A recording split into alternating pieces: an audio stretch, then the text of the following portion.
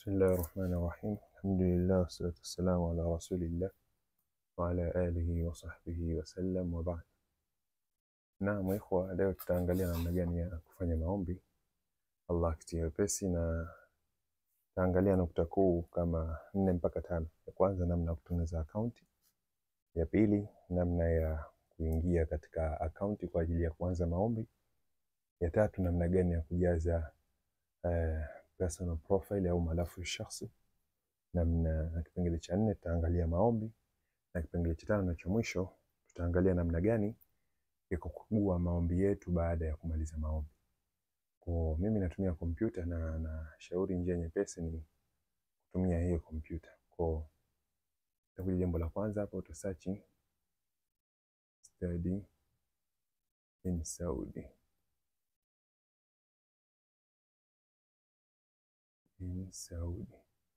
Ukisha Google itakuja website ya kwanza imeandikwa Wizaratu Taalim, study in Saudi moe.gov.sa. Kwa hii ndio utakayoingia, udrus fi Saudia. Utafungua na hakikisha uwe na email na email yako inafanya kazi. Kwa kinyume na hapo kazi itakuwa ngumu. Na hapa inshallah tutaona ni kitu gani na kitu gani vinavyohitajika. Kwa hapa mwanzo, ili kutengeneza account uwe na passport, uwe na picha ya passport size. Ukishakuwa navyo hivyo viwili vitasaidia katika namna ya kufanya maombi. Na vingine vilivyobaki vinaweza vikatumika mbeleni, kama vile cheti cha thanawi, na kama ikiwa ni cha skuli utaweka na tarjama yake, yani vyeti ambavyo vipo katika lugha ya Kiarabu itabidi uviweke pia katika Kiarabu. Na baada ya hapo cheti cha hospitali kipatikane na tarjama yake ya Kiarabu, cheti cha polisi na tarjama yake ya Kiarabu. Na jambo jingine linalohitajika uwe na CV kama utakuwa nayo, na kuonyesha si lazima ila muhimu kuwa nayo. Naam, tuendeleeni. Hapa ishafunguka website ya wizara na lugha inayosoma Kiingereza. Nitaiacha hii na inshallah nitafuta linki iliyofanywa kwa Kiarabu, mtu anaweza kaendelea nayo na pia hamna tabu. Tunaweza kukaa ukasoma haya maelezo, ila hapa wanaelezea namna gani ya kuomba. Long program ndo malengo ya kuomba ni hizi long program za muda mrefu, na wala sio short program hizi za mwezi mmoja na miezi mitatu, hapana. Na hapa jambo la kwanza utengeneza account, create an account. Ya pili utachagua program. Ya tatu utapokea kwamba umechaguliwa kwenda kujiunga na chuo, kisha visa, utaenda Saudia na mengineyo yanafuata. Na kwa maelezo zaidi ukihitajia utabonyeza hii application steps, na hii itakuonyesha namna gani ya kufanya maombi ukianza kuplay. تتيح المملكة العربية السعودية فرصا للطلاب والباحثين.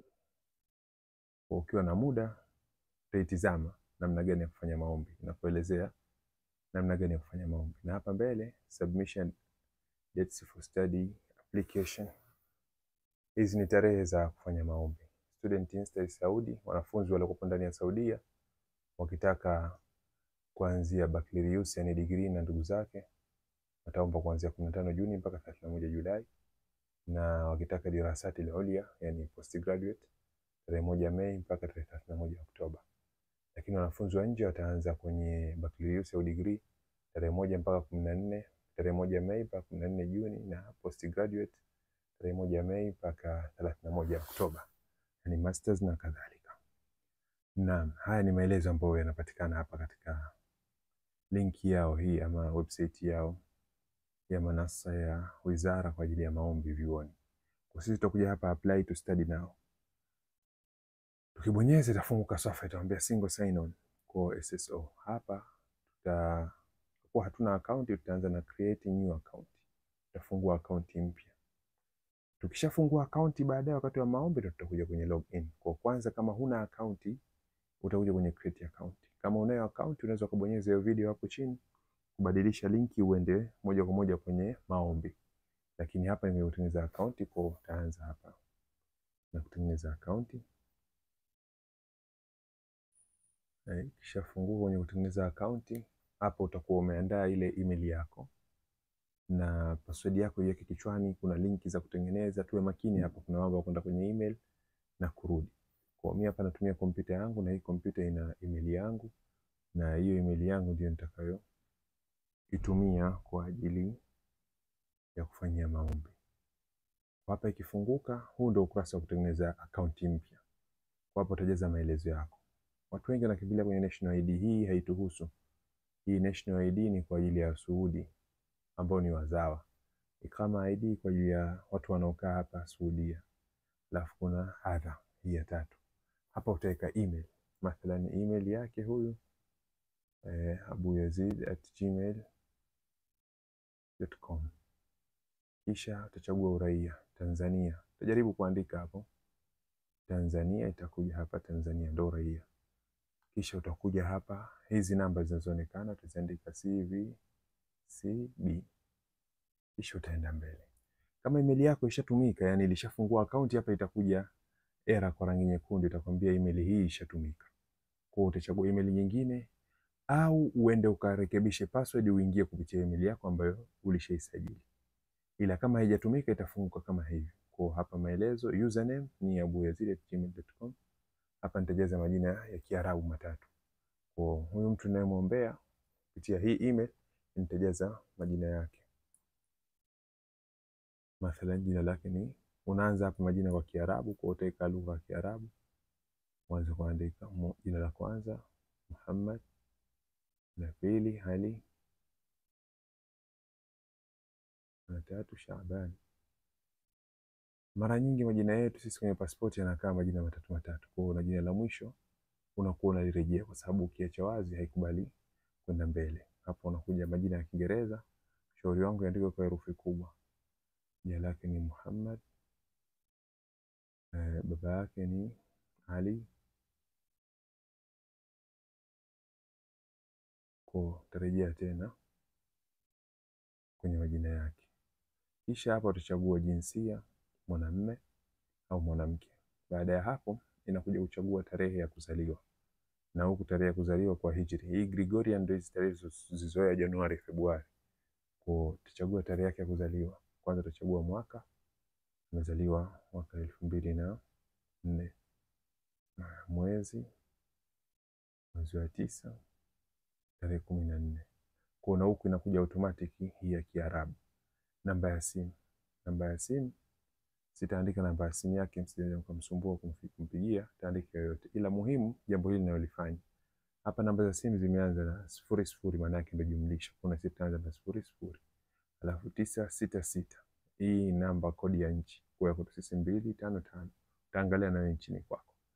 Alafu itabakia namba zilizobaki utaziweka ndo namba zako za simu. Kwa hapo sasa umeandika 0, labda namba yake 713 16 38 20. Kwa nayo utaweka namba yako halisi ambayo unatumia. Maliza utaenda next. Hapo tunatengeneza account. Kwa hapa nakwambia uchague namna gani wataprove kwamba hii email ni ya kwako au hii username, na username umepewa ni hiyo email yako. Utachagua kwa email, utabonyeza next. Mara nyingine hapa inakuwa inagoma, haiji hivi. Inakuja kana kwamba email umeitumia mara nyingi. Lakini kwa kuwa ya kwangu umekubali moja kwa moja, itakwambia usubiri labda. Ikija kama umeitumia mara nyingi itakwambia labda usubiri dakika 3, dakika 5. Unaweza kuisubirisha mpaka dakika 10 kisha ukarejea tena. Ukarudi nyuma hapa previous, ukarejea tena kutengeneza account. Kwa mimi nitaenda moja kwa moja kwenye email. Nitafungua email yangu. Nikifungua nitakuta kuna maelezo ya wizara hii hapa account yao. No reply. Kwa nitaibonyeza kuifungua. Nitakuta kuna verification code hizi 91336. Hizi nitazikopi. Alafu nitaenda kuziweka huku kwenye account. Au utaziandika 91336. Kwa hiyo utaenda kuangalia email yako katika simu na kadhalika. Na unaweza kufanya maombi katika simu au katika kompyuta. Yote ni sawa. Niambia hapa nishamaliza kutengeneza account. Niende nikaangalie kumetumwa email katika email yangu kwa ajili ya kutengeneza password. Kwa nitarudi nyuma. Nitaona hapo kuna email mpya. Nikifungua kuna link imeandikwa set password link. Kwa hii ndio kwa ajili ya kutengeneza password. Hapa ndio kipengele muhimu. Nitakibonyeza. Nikibonyeza itafunguka ukurasa wa pili. Ambapo hapa itaniambia kwamba nitengeneze password ambayo inafanana na hii. Yaani kwa kuna herufi kubwa moja, kuwe kuna herufi ndogo na zisipungue herufi 8 mpaka 16, yani zisizidi 16, zisipungue 8 herufi za Kiingereza, na kuwe kuna namba na kuwe kuna kialama. Kwa kama huyu anaitwa Muhammad, jina lake tutamtengenezea hivyo hivyo, taanza na M kubwa, alafu taweka mwaka wake wa kuzaliwa, alafu nitarejea tena jina lake hivyo hivyo, taweka ati mwaka wake wa kuzaliwa. Kwa hiyo unaona ndio nyepesi ya kuhifadhi. Alafu hapa hizi namba unazikopi kama zilivyo, kisha una send. Email itakuwa ishatengenezewa password mpaka hivi sasa. Kwa hapo ina save account, inaenda kusavea password kwenye ile account yako. Kwa hapo itakuwa je, usave password? Mimi naona njia nyepesi ni kusave. Kutoka hapo tutaenda tutasearch tena ile wizara, website ya wizara Udurus fi Saudia. Hivi sasa tutakuwa tushamaliza kutengeneza account, tunaenda kipengele cha kufanya maombi. Kipengele cha kufanya maombi tutakuja moja kwa moja pale pale kwenye apply to study now. Unaweza kuangalia ile video niliyoonyesha hapa kwa ajili ya maelezo zaidi. Study now sasa tushatengeneza hapa, tunakuja kwenye login. Kwa kwenye login, ingia moja kwa moja, itakuletea safha kwa ajili ya kutia username na password. Na tukumbuka tulisave ile password yetu kwenye hii email, na hii ni Google Chrome. Google Chrome inasaidia sana katika kusave password. Wengi wanasema usisave, uaminifu na kadha na kadha, ila wengi wetu sisi wasahaulifu, na hapa sio kwa kuna mtu anakuja kuibia pesa zako kupitia hizi password zako. Kwa mimi ushauri wangu usave. Naona nikifika tu hapa inaniletea zile password nilizoziweka hapa, nitaweka tu ile email yazid@gmail.com. Kwa hiyo ndo password nimeweka hapa, naweka haya maneno yanaonekana: F kubwa 6 D kubwa 8. Kwa shabonyeza dukhul. Shabonyeza dukhul, taniambia sasa ni save username na password. Mwanzo ni save password peke yake. Save, halasi zitakuwa zimejisave. Utakuja ukurasa wa makubaliano huu. Kwa jambo la kwanza inabidi uchague hichi box, kisha ubonyeze agree, lakini haitakubali mpaka ufungue huu ukurasa usome. Si lazima kusoma, ila ufungue. Ukibonyeza utafunguka ukurasa unaofuata, na ukipata fursa kaa kitako usome huu ukurasa, ikiwezekana download, utakuta maelezo yote yanayohusiana na namna ya kufanya application. Ni karatasi 6 tu takriban, kwa Allah kuwafikisha katika kuzipitia. Ukishamaliza kile kiagree kitakuwa kimewaka. Sasa utakibonyeza. Ukibonyeza maana yake ushakubaliana na mambo aliyo yaweka, na khalas itakuwa jambo limekaa sawa. Sasa hizi naona inasumbua, ila kubonyeza inatakiwa itoke.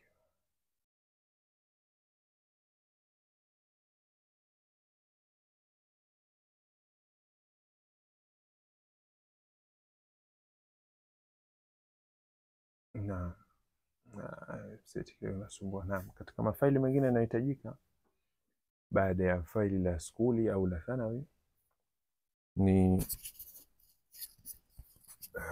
faili la hospitali kama tulivyosema, na faili la polisi, ambayo yote haya yanahitajia pia na tarjama. Na baada ya mafaili hayo, faili jingine linalohitajika ni CV. Kwa kama utakuwa na CV, uiandae vizuri CV yako. Na baada ya faili la CV, faili jingine linalohitajika ni tazkia. Tazkia ukiwa nayo 1, 2, 3 zote unaziweka kwenye faili moja. Tazkia zote 3 unazipanga ndani ya faili moja, ndio unazitia. Baada ya tazkia, ukiwa na faili yote, cheti cha kuhifadhi Qur'ani, cheti cha tabia njema na kadhalika, pia kinaweza kutumika. Na baada ya vyeti hivyo vyote na vyeti vya hospitali, tutakuja kuona hapo mbeleni vinavyofanya kazi. Kwa hapa imefunguka. Baada ya kufunguka, tutakuja kwenye apply now. Itatuambia kwamba hatujajaza. Itatuambia kuwa hatujajaza maelezo binafsi, kwa lazima tuende tukachague tujaze. Na kwa tukibonyeza itakuletea kwamba hatujajaza maelezo binafsi, tukachague kuyajaza. Kwa utabonyeza hapo go to my profile. Fika itakwambia haya majina umejaza, lakini kuna vitu vinahitajika. Kwa utabonyeza hapo taifa. Andika kama kawaida Tanzania. Sehemu alipozaliwa, Zanzibar. Anapoishi, anaishi Tanzania. Social status, ameoa bado. Je, una matatizo yote, disabilities, mgonjwa, labda huwezi kutembea vizuri, huoni vizuri, una kilema fulani. Kwa ukiwa nacho utabonyeza exist. Kwa kuwa hana, tena hapo utachagua kilema ulichokuwa nacho cha akili cha nini. Kama huna utabonyeza not exist, maana yake itaondoka ile sehemu. Kisha hapo unatakiwa uweke picha yako binafsi. Na kwenye kuandaa picha, maana yake utaandaa picha yako passport size. Hapa katika masharti inasema BMP, JPG, GIF, PNG. Njia nyepesi, tume WhatsApp alafu i-download mwenyewe. Itakuja katika njia ya JPG. Kwa haina shida, mara nyingi anakuwa mafaili makubwa ile utuma WhatsApp inapungua na isizidi KB 100. Kwa hapa pana shughuli nyingine ya kuanza kuiweka picha yako sawa isizidi KB 100. Kwa mimi nitabonyeza hapa ili kwenda kuchagua faili. Yatakuja mafaili yangu, utabonyeza hapo kwenye download. Picha yangu niliyokusudia niliandika PPS, okay, itachagua, itaingia. Baada ya hapo, hapa na maelezo mengine nitakimbia kwanza niweke picha ya pili. Hapa inatakiwa picha ya passport, ile passport ya kusafiria. Kwa hapa pia nitahakikisha kwa nimeituma WhatsApp kisha ni download au nitaitengeneza kwa PDF. Hapa unakubali PDF.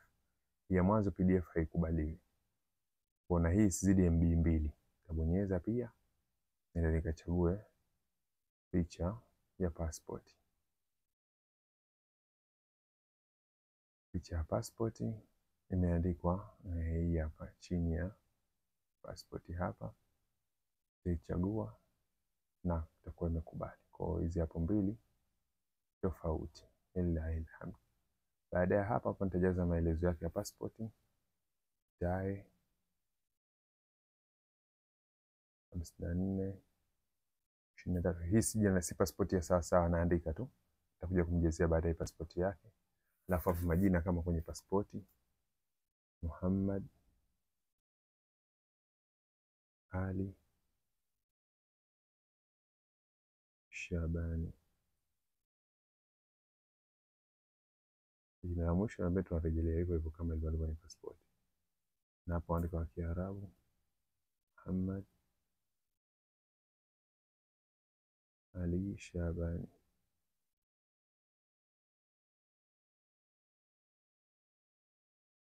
Na baada ya hapo tutachagua aina ya passport. Passport zetu zile za blue ni normal, za kawaida. Sehemu ilipotengenezwa passport ni Tanzania. Kwa ataandika hapo Tanzania. UR maana yake United Republic ya Tanzania, ndo hapo hapo. Tarehe ya kutengenezwa sitaweka tarehe sahihi, lakini tutakuja kurekebisha nikija kufanyia. Hii ni mfano. Kwa hiyo utachagua mwaka 2024, mwezi nitaweka wote tu, kwa mfano Julai 30.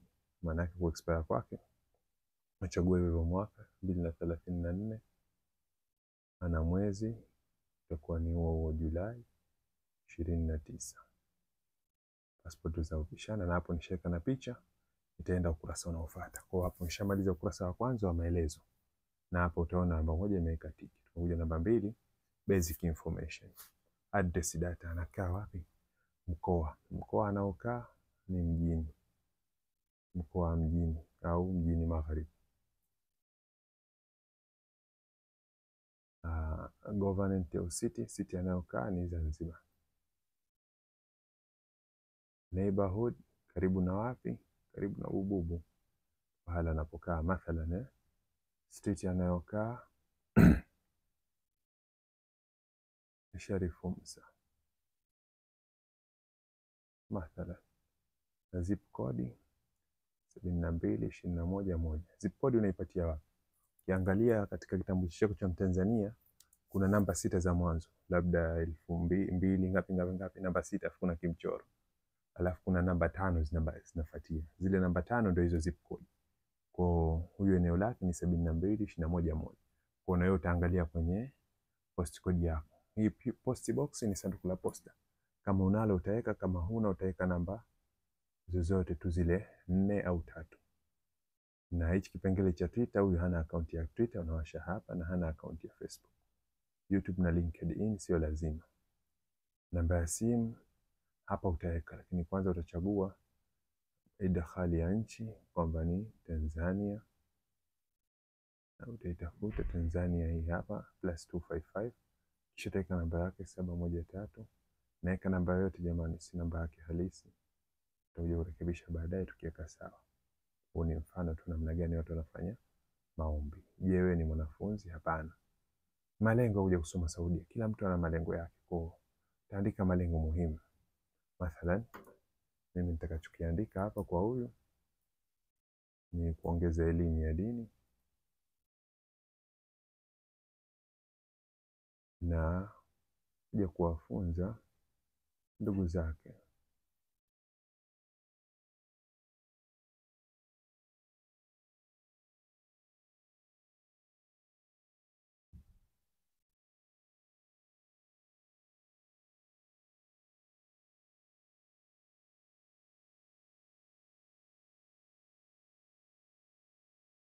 Kwa utaandika kwa lugha ya Kiingereza, Kiarabu, unavyotaka.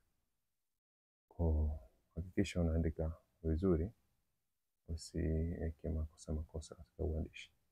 Kisha save ukurasa wa pili. Tukimaliza ukurasa wa pili, kwa karatasi 4 hapa kama kule juu tuliangalia vizuri, ili tumalize maelezo ya mtu binafsi. Karatasi ya pili basic information, ya 3 additional data, data za ziada, ya 4 qualifications and attachment. Ukiona ina kinyota chekundu kama hivi, ujue hiyo sehemu ni lazima ujaze. Na ukiona haina kinyota chekundu, hapa haipo, manake lazima ujaze, kwa utachagua sehemu hizi. Lakini hapa hamna, manake sio lazima. Hapa kipo, manake hapa ni lazima kujaza, na hapa ukijaza lazima ujaze na hapa. Naona tunaelewana vizuri. Hizi sehemu za vinyota ni lazima kuzijaza. Kwa ufupi, mtandao kidogo unasumbua, ila taendelea hivyo hivyo taratibu. Naam, ukurasa wa 3, maelezo ya ziada. Huu sio lazima kujaza kabisa, ndio maana unaona hamna nyota nyekundu, ila muhimu kujaza. Unayo ikama, wanafunzi wa nyumbani ambao hawajawahi kuja hawana ikama. Na reference data, maelezo ya mtu aliyekupa. Kibonyeza hapa anakuambia reference data ni nani. A person as a reference to be contacted when needed to verify student data.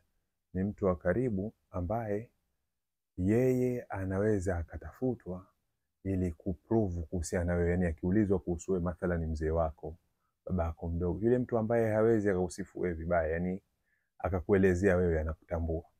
Kwa huyu mtu wa karibu ni nani? Mara nyingi wanakuwa ni wazee. Kwa utamweka mzee wake Ali Shabani, address anakaa wapi, Sharifu Musa, unaandika kule anapokaa, Bubu Zanzibar. Email yake mzee kama anayo email utaweka, namba ya simu kama anayo utaweka, mimi zote ndaziacha. Tunakuja additional data, ana pesa kiasi gani, annual income, mapato ya mwaka, $0 mpaka 1000, yani kuanzia shilingi 0 mpaka $2 na kitu, $2 hela kidogo hizo, na $700 sio $600 kwa mwaka anazoingiza. Anazipatia wapi? Anagiwa na wazee wake. Je, kisha kupata scholarship Saudi Arabia? Hapana, hajawahi kupata scholarship. Kwa haya yajaze, haya mengine unaweza ukaacha. Kisha una save, una continue, yaenda mbele. Hapa ndo kuna vitu vya lazima. Tunaona hichi ni kipengele cha mwisho, na hapa imekuwa rangi ya kijani. Kwa hiki ndo kipengele cha lazima kujaza kwa sasa. Hivi vingine unaweza ukavijaza hata kwa baadaye, sio lazima sasa hivi. Kwa hapa kinachohitajika maelezo yake ya skuli. Kwa yeye amesoma wapi? Mara ya mwisho bwana kaishia form 6, maana yake high school. Aliposomea ni wapi mara ya mwisho? Tanzania. Maana yake tutachagua Tanzania, United Republic of Tanzania. Hii hapa United Republic of Tanzania. Hichi ni chake cha mwisho, ndio. Aimaliza lini? Wallahi tarehe nitaiweka tu, lakini si tarehe yake ya kumaliza, kwa hiyo watu wasijisumbue sana. Na Mei, mwezi wa 5, Mei 20. Kwa wewe utaweka ile tarehe ya kumaliza form 6. Shule yake inaitwaje? Shule yake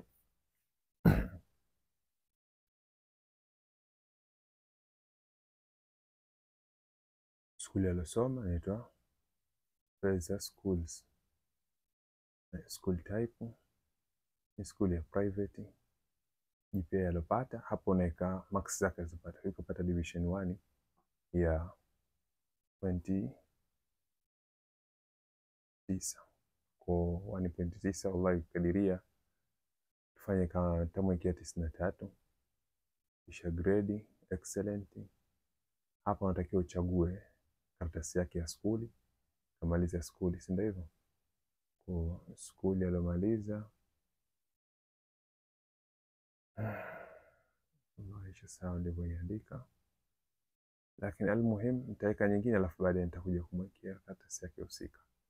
Unaweza kuja ukafuta, nitaonyesheni namna ya kufuta inshallah. Mathalan huyu nitamwekea hii ya kutakharaji, kwa baada ya hapo nitakuja nitamwekea na hapa ya Kiarabu ambayo fanya tarjama. Hizi lazima uweke, kama hujaweka haikubali. Baada ya hapo hapa transcript. Wanafunzi wa skuli mara nyingi transcript hawapewi. Kwa hiyo kama hawapewi transcript, tunakuwa tunarejea yale karatasi yake ya maombi aloombea mwanzo. Au unaweza kuweka transcript ya skuli ile, lakini matokeo yanakuwa yanatofautiana. Kwa kuepusha hilo, kwa hizi ukishazijaza unatakiwa huwa tunarejea ile ile. Hapo naweka Kiarabu, hapo naweka Kiswahili ya Kizungu, hapa ya Kiarabu, na hapa transcript tunarejea ile ile ya Kizungu ya Kiarabu. Kama wale waliosoma thanawi wanakuta kuna ya Kizungu, kuna ya Kiarabu, kuna ya Kizungu tena. Yani inakuwa ni ile moja. Kwa mfano shahada ina Kizungu na Kiarabu, kwa anaweka hapa na hapa. Na kashfu darajati ina Kizungu na Kiarabu, anaweka hapa na hapa. Cheti hicho kimoja. Chini huko kashfu darajati na juu huko anaweka shahada. Lillahi alhamd. Kisha tabonyeza adi. Kwa itakaa hapa amesoma high school Tanzania, amepata 93 marks zake. Kwenye lugha hapa unaweka mathalan huyu anajua Kiingereza, kwa tutaweka hapa anazungumza English. English yake is native, je, kazaliwa na yani huko anapoishi anazungumza Kiingereza. Sio kuwa is native tukasema Tanzania na Kenya katika lugha za official ni Kiingereza, la. Wanaozungumza Kiingereza watu wa Uingereza, Marekani, Ulaya huko, baadhi ya nchi, Australia, nchi kama hizo wanazungumza Kiingereza. Kwa wengine hawa wanakuwa sio native, kwa wanachagua namna gani, kiasi gani wanazungumza. Uko vizuri, zungumza advanced. Kama unao mtihani ushawahi kufanya test ya English, labda IELTS na ndugu zake, ndio unakuja unaitia hapo. Kama hujawahi, kama huyu, tunabonyeza tu adi. Kisha kama ana lugha nyingine, naam, ana hiyo lugha anaifanyia vizuri sana, lugha ya Kiswahili. Lakini hapa haijaandika, tutaenda kwenye adha, lugha anayozungumza inaitwa Swahili au Kiswahili. Na hii ni is native, na lugha yake ya kuzaliwa. Na kama ukiwa Mkenya utaandika Kiswahili pia, watu wa pwani, au utaandika lugha ya kwenu kama Mrwanda, Kenya, Rwanda, Burundi na kadhalika. Kisha tabonyeza adi. Baada ya hapo unakuja unachagua hii hapo, na cheti cha polisi. Sio lazima uweke sasa hivi, na mimi nitaviacha, ila baadaye lazima uje uvijaze. Hapa cheti cha polisi cha Kiarabu, cheti cha hospitali kwa Kiarabu. Hapo unaweka hizo tazkia zako zote, recommendation, CV. Hapo unaweka CV yako, cognitive competencies testing. Huu ni mtihani kama vile wanaita hudurati. Yaani hudurati unakuwa unapima uelewa wa mtu. Kwa kama una matokeo ya hudurati unaweka. Na adha, cheti chingine, hifdhi ya Qur'ani, cheti cha daura, cheti cha nini, unaweka hapo kwenye others. Kwa si lazima, mimi nitaacha. Nitabonyeza save and continue, na hii ndio step yetu ya mwisho. Nitakuwa nimemaliza kwenye profile au malafu shakhsi. Nikishabonyeza save, anambia congratulations Muhammad, you can now benefit from the platform services. Tabonyeza apply on programs, au homepage ni yale yale tu. Kwa ukija hapa, ukitaka kurudi kule, unakuja hapa imeandikwa my services. Ikiwa ni ndogo, kitajikunja huko, vitatokezea vistari viwili. Kistari cheusi na cha kijivu. Ukibonyeza itatokezea my services au khidamati. Uweza khidamati itakuja profile au my request. Request hapa kuangalia matokeo. My profile ndio unarudi kule kwa ajili ya kujaza maelezo haya kama mnayakumbuka. Kwa unaenda tena mbele. Mimi kwa kweli nishajaza, ni kwenda mbele tu mpaka unamaliza. Hapa ni wakati wa update maelezo. Kama unataka kurejea tena mara ya pili, kuna vitu kuvijaza, ukurasa wa kwanza, ukurasa wa pili, wa tatu, wa nne, utaenda utaujaza. Kama ulishamaliza kujaza, una shida ya kurudi hapa, utaenda moja kwa moja kule kwenye kufanya maombi, na tutaenda muda si mrefu hapa tuangalie maombi yanakueje. Barakallahu fikum wa jazakumullahu khaira. Kwa ukurasa ulikuwa na load kidogo, tuendelea mbele hivyo hivyo. Ukurasa wa 3 tutamalizia na kama hapo hujajaza, unapata email ya mzee, unajaza namba ya simu, chagua daula na kadhalika, una save and continue. Hapa unakuta yale maelezo. Kwa kama haya ulikuwa huyataki, unaweza kubonyeza hapa kuyafuta. Mathalan tajaribu kufuta Kiswahili, kwa kubonyeza itakwambia ufute, unabonyeza yes, itaondoka. Na kuja kuiweka unabonyeza add, na hapa hivyo hivyo ukiwa hutaki unabonyeza futa, kisha utabonyeza add. Kwa ile ya Kiswahili kwa sababu nyepesi ndio maana nimeifuta, na saizi sitaki kwanza kusumbuana kuja kuweka yale mambo ya skuli yana mambo mengi, kwa tutakuja kujaza baadaye kesho inshallah. Saizi mida imeenda sana. Hapa nitajaza Swahili is native, yes. Wala kwa kubonyeza add, halas tutakuwa ushamaliza, na hivi utakuja utaadi kimoja kimoja. Labda hichi cha polisi alishakipata, anakuja anatia hapa police clearance, anakiweka hapa police clearance inakaa, na hapa kuna certificate hiyo kwa Kiarabu yake, hiyo police clearance hii hapa ameipata ya Kiarabu, anaiweka illa ilhamd. Na kama hii alikuwa haitaki itakubadilisha hiyo, anafuta, anabonyeza yes, inaondoka, kisha anakuja anatia tena. Kwa kuwa mimi sina mpango wa kuifuta sasa hivi na imekaa iko vizuri tu pale, haina tatizo, yani ifuta na haitaki mpaka iondoke, kisha anakuja naitia tena ile ambayo uliifuta police clearance illa ilhamd, itakuwa hii hapo ishakaa. Haya, yakibakia ni hiyo vingine utakuja utamalizia save and continue, utakuwa ushamaliza. Tenda home page au apply on programs kwa ajili ya kufanya maombi. Kwa hapo tunahama, badala ya kuwa namna gani ya kuziedit au kuyaweka sawa yale ambayo uliyaomba, na hapo tushaelekezana namna ya kufika. Unabonyeza tu Google pale, ukifika una search study in Saudi, alafu unaendelea zako mbele. Kwa hapa ukifika hapa apply to study, kwa ushamaliza inakuja hapa sasa. Hapa ndio kwenye kufanya maombi hapa. Hii huwezi kuedit. Katika sehemu inabidi tuwe makini hapa, sehemu ya maombi. Hapa huwezi kuedit. Kwa kama huwezi kuedit hapa, uhakikishe unachokijaza unakijaza kwa makini kupita maelezo. Kwa unakubali maelezo hayo, utayasoma maana yake. Ukishayakubali utakuja hapa unachagua, unataka kwenda huyu kamaliza form 4, anataka kuja form 6, anakuja kusoma degree, ni hii BA. Kuna diploma ya chini, kuna higher diploma baada ya degree, alafu kuna bachelor ambayo ndio degree yenyewe, kuna masters na PhD. Kwa wengi wanachagua hapa kwenye bachelor. Kisha baada ya hapo hichi kidude kinawaka cha add desire, utabonyeza kuchagua chuo. Kitalodi, kinatumia muda mwingine, lakini hapa anakwambia unatakiwa uchague maombi yako kutokana na unavyopenda, na unaruhusiwa kuchagua vyuo vitatu, na katika kila chaguo moja unaruhusiwa kuchagua kulia 3, yani vitivo vitatu. Mathalan hapa tunachagua, mathalan tunataka Jamia al-Islamia. Jamia al-Islamia, hizi ndio kozi zake, na malipo unayotakiwa kulipa anaandikwa hapa. Malipo mara nyingi ni free.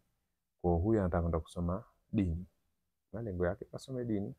Kwa hiyo hapa kuna kulia al-Hadith, amesema iwe namba 1, kisha kulia dawa itakuwa namba 2, kisha kulia ya sheria kwa namba 3, kulia lugha ipo juu, alitaka hizi 3, kulia ya hii ndio namba 2, namba 3 ya dawa. Kwa hiyo hizi ndio kulia alizozitaka. Kuna Qur'ani hapa na kuna kulia lugha. Kwa mtu atachagua kile anachokitaka. Hapo kwa unaruhusiwa kuchagua vyuo vitatu tu, utakiwi kuzidisha. Kwa hapa tumechagua kulia sheria ya kwanza, kisha kulia dawa ya pili, na kulia ya hadithi ya 3. Tutasave. Almuhimu hapa unachagua vyuo vitatu, ndio hivyo vimekaa, na ukizidisha haitakubali. Kwa hicho chuo cha kwanza Jamia al-Islamia na kozi 3. Mathalan Jamia ya pili ambayo wewe utachagua unayotaka, au utaomba ushauri kwa ikhwa na kadhalika, na sisi tukiwa na muda tunaweza tukawasaidia katika ushauri kama mtahitajia hilo biidhnillah taala. Na shalodi hapo unachagua chuo cha pili. Chuo cha kwanza chagua Jamia Islamia. Sasa hivi huwezi kuchagua tena. Ukichagua kitakusumbua kwenye kujituma. Kwa unaenda chuo cha pili labda Qasim University, umetaka vyuo, lazima uchague vyuo vitatu. Si lazima, ila muhimu uchague vyuo kuanzia vitatu. Kwa hapa kwenye Qasim University kwa umetaka masomo ya dini, tutamchagulia masomo ya dini ya Allah Taala. Huu ni mfano jamani, namna ya maombi, na huyu sitayatuma ila kwa kulia sheria, kwa kulia sheria qiraati, hapana, kulia sheria dirasati islamia, hii ya kwanza. Anazitaka eneo utachagua unayotaka, kulia sheria na kulia sheria fiqh al-muqarana, hamna anzima, hapana, atende hiyo sheria ya arras. Kwa hivyo hapa vitatu unatuma. Kwa hicho chuo cha pili umechagua nacho kulia tatu, yani vitivo vitatu tofauti. Na mpaka sasa tutakuwa tumechagua vyuo viwili, Jamia Qasim na Jamia Islamia. Kisha sasa na chuo kingine tumchagulie kimoja cha tatu, ndio chuo chetu cha mwisho. Tunajua kwa cha mwisho kwa sababu hii sehemu haitakuwa inafanya kazi tena. Naam, hapa tunachagua chuo cha tatu. Hapa tunaenda moja kwa moja kwenye Jamia Majma. Na nataka kozi tatu hapa, na hizi zipo mbili tu. Kwa tutamwangalizia na lugha ya Kiarabu, hii kanuni, hii sheria kwanza, ualimu, lugha ya Arabia. Haya, nyingine nataka utakuwa unaangalia kozi na chemistry ndugu zake, hapana. Kozi ya tatu tutamwekea hii kanuni. Halas, tutakuwa zimetimia tatu, na iko chuo cha tatu. Hapa ukiangalia hiki akibonyezeki tena, maana yake huwezi kuongeza chuo kingine. Kwa tumechagua Jamia Islamia Qasim, Jamia Qasim na Jamia Majmaa. Tukimaliza hapo tutabonyeza send kwenye utuma maombi. Ukimaliza utabonyeza yes continue. Mimi sitabonyeza, huyo hajamaliza kumfanyia maombi, ulikuwa ni mfano. Utabonyeza yes continue, itakuwa ishamaliza kutuma maombi. Itakuja kipengele cha pili, ardhu at-talabat, kuonyesha matokeo. Kwa hicho hatutaweza kukiona hapa, insha Allah kama tukipata mtu mwingine wa kumuonyeshea tutatumia kupitia maombi yake ili tuone inakuwa. Lakini kwa sasa leo haitakuwepo. Wewe utaiona inayofuata baada ya kubonyeza yes continue. Inayofuata utaenda utachagua subhanallah, utachagua nini? Utaenda utachagua kuona maombi yako. Kwa utabonyeza hivyo hivyo kwenye rangi ya kijani hiki, na kinachofuata bonyeza rangi ya kijani, utakuwa umeshamaliza kutuma maombi. Na utajuaje kama umemaliza? Tutaonyeshana muda si mrefu insha Allah. Naam, tutaingia kwenye akaunti ya mmoja aliyemaliza maombi tuone inatokezea vipi. Kwa hivi ndio namna ya kuangalia maombi. Kwa hapa ndai pin, tutaenda kupitia akaunti ya ndugu yetu huyu. Na hii ni akaunti ya ndugu yetu mwingine. Kuna namna gani ya kuangalia maombi? Sasa tutaangalia namna gani ya kuangalia maombi. Kwa kuwa ukishaomba maombi, akija hapa kuyaomba ataambiwa huwezi kuomba kwa sababu ushatuma maombi. Ukiona inakuja ujumbe kama huu, ujue wewe ushatuma maombi. Utakuja moja kwa moja kwenye my services. Ukija hapa my request, maana yake wewe ukishatuma maombi na maelezo yake hapo kama hivi. Aliwahi kutuma huko nyuma akataliwa, Allah amjalie mara hii awe ni mwenye kukubaliwa maombi yake. Kwa tumtumia juzi hapa tarehe 10 maombi haya hapa. Kwa namna ya kukagua unayabonyeza. Yabonyeza atakuja, ametuma maombi tarehe 10, umeomba Jamia Islamia, kaomba Jamia Qasim, kaomba na Jamia Majmaa. Hivi ni vile vyuo vitatu alivyoviomba. Na alhamdulillah, Allah mtilie wepesi mara hii, mambo ya mazuri. Na njitahidi kumwombea dua, na tunaombea dua wale wote ambao waliomba wakakosa, na waliomba mara hii Allah atie wepesi wote wapate, waende wakaendelea na masomo. Iyakumullah wa iyakum. Kwa hii ndo namna ya kuangalia maombi. Ukishafika hapa kwenye ukurasa wa raisia, unakuja moja kwa moja my services, kisha unakuja my request. My request yatakuja maombi yako, utaenda utabonyeza katika lile jina. Kwa kwenye simu inatokezea kidogo hayaonekani makubwa, utaenda kubonyeza kwenye ile ile namba inayosoma hapa request number, hii ndio utakayobonyeza. Haya maombi ya zamani utayaangalia, haya mapya ukiyafungua utaletewa vile vyuo alivyoviomba na masharti yake na kila kitu chake. Na Allah mjuzi zaidi. Barakallahu fikum. Naam, tutaangalia hii ndo namna ya kuingia. Utafika katika system hapa, yani ukifika kwenye Study in Saudi, nakumbuka maarufu ili unaandika tu hapa Study in Saudi au Durus fi Saudia, ima utaingia kupitia login, itafunguka hichi ukurasa, au utakuja moja kwa moja huku chini apply to study now, wewe utafunguka hapa, utakuja login ili kwa sababu hapa tunayo account kabisa, chagua ile account yetu Abu Yazid, hapa itanidai pini, kisha nitajaza hizo herufi zinazoonekana kwa taingia kiingia kwenye system. Sasa mathalan nimekumbuka bwana, kuna faili nilikuwa sina, nimelipata. Kwa yale mafaili ya malafu shakhsi, nitakuja hapa kwenye my profile. Hapa ndo namna ya kuedit hiyo. Fika hapa nitajaza maelezo hayo yote yapo sawa. Nitaenda hapa save and continue, maelezo ya pili yapo sawa. Nataka kwenda kutia faili kule. Unaweza ukaedit muda wote. Kugumu ni kule kwenye maombi. Kule ukishatuma khalas, huwezi kuedit tena. Unaweza kuedit huku tu. Kule ukishatuma umetuma, huwezi kuedit tena. Kwa kule watu wa makini kuliko hapa. Hapa unaweza ukaedit muda wote kabla manaswa kufungwa. Kwa maana yake hata wale wasiotimiza malafu wanaweza wakaanza maombi kisha waje wakamalizia mbeleni. Allah awabariki, Allah atie wepesi. Naam, hizi page nazo zishakuwa tayari, hazina shida. Naenda mbele, unaweza ukaedit hivi vilivyobaki, ukajaza yale ambayo ulikuwa hujajaza. Kisha hapo ukamalizia yale mafaili ambayo ulikuwa hujatia, haya yote ukayatia. Una save na continue, utakuwa ushamaliza kuweka sawa, unarudi. Hapa kilichobakia ni kuonyesha namna gani ya kutoka kwenye system. Ukija huku mwisho kabisa kunatokezea jina la mhusika. Natokezea huku mwisho kabisa, lakini sijui tatizo limekuwa nini kwenye kompyuta yangu. Halitokezea ilivyokuwa huku mwisho. Utakuta kuna kialama cha jina lako. Mathalan huyu jina lake ni Muhammad, kwa utakuta herufi M au herufi mim.